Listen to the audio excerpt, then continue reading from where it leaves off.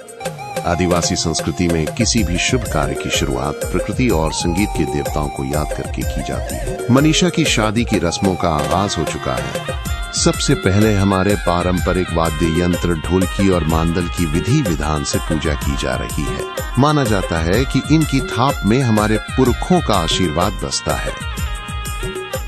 आदिवासी समाज की यही तो खूबसूरती है।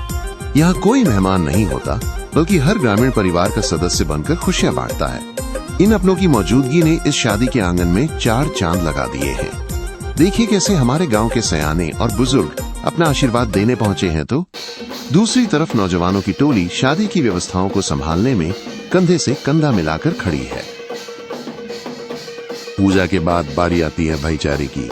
आदिवासी समाज में शादी सिर्फ एक परिवार का उत्सव नहीं, बल्कि पूरे गांव का त्योहार होता है।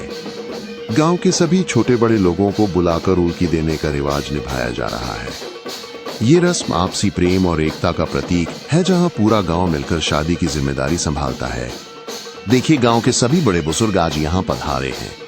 हमारे रीति रिवाजों में बड़ों को सम्मान पूर्वक बुलाना और उनकी मौजूदगी में रस्में निभाना सबसे महत्वपूर्ण है। अब हम बढ़ रहे हैं सबसे महत्वपूर्ण रस्म की ओर, हमारी कुलदेवी घिंचरी की पूजा। किसी भी नए जीवन की शुरुआत से पहले कुलदेवी का आशीर्वाद लेना अनिवार्य है। मां घिंचरी से प्रार्थना की जा रही है कि वे बहन मनीषा के नए संसार में खुशहाली और सुख शांति बनाए रखें।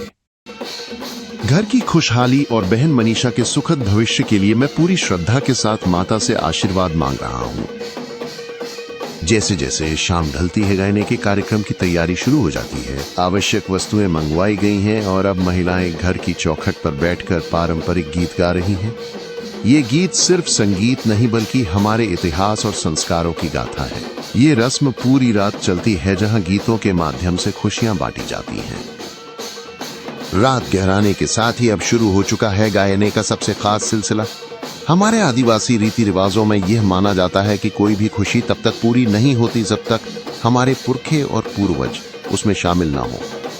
इन गीतों के माध्यम से हम अपने पूर्वजों को याद करते हैं और उन्हें शादी में आने का सप्रेम निमंत्रण देते हैं। दरवाजे की चौखट पर बैठकर गाए जाने वाले ये गीत दरअसल एक आह्वान है, ताकि हमारे पितरों की आत्माएं यहाँ आए, अपनी इस बेटी को आशीष दें और पूरे परिवार की रक्षा करें। अंदर रस्में चल रही हैं तो बाहर जश्न का सैलाब है। एक तरफ ढोल और मांदल की गूंज है तो दूसरी तरफ आज के दौर का डीजे। पुराने और नए का ये मेल देखते ही बनता है। पूरा गांव नाच गाकर अपनी बेटी की विदाई के पलों को यादगार बना रहा है। देखिए कैसे इन हाथों से काटकर बनाई गई सुंदर आकृतियों, झंडियों और फूलों की लड़ियों से पूरा कमरा जगमगा उठा है।